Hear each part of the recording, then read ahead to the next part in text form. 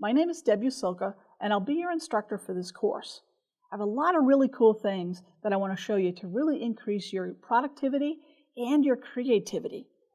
Because now we can take everything you learned in level 1 and apply all kinds of new stuff to it as well. So let's take a look at the outline. So we've got advanced type options. This is where we can use styles.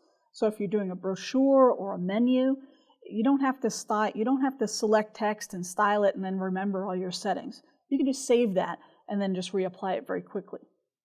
We can also take text and thread it from one text box to another, or as Illustrator likes to call it, area type. We also want to get into advanced color and swatches.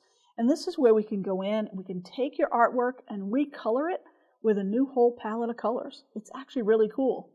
And then we can actually make color groups to keep all your swatches very organized.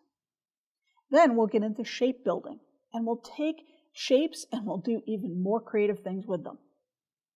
Then we'll get into importing graphics. So you might be doing a brochure and you need a picture of the CEO or the picture of a product. Can we import raster images into your vector file? Absolutely. And we can do some cool things with it as well.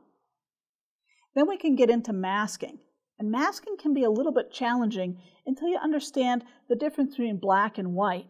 And I know you know the difference between that, but how does it work in masking?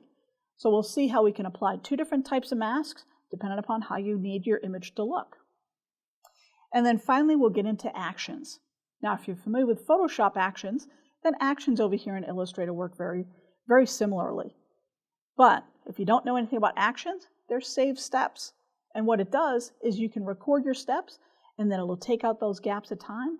And every time you need to put a stroke on something or you need to do an effect on something, you can just save it as an action, apply a shortcut key, hit that shortcut, and it happens in an instant. So it can go by very quickly. So got a lot to show you, a lot of little cool things to, again, increase your creativity and productivity. So let's get started.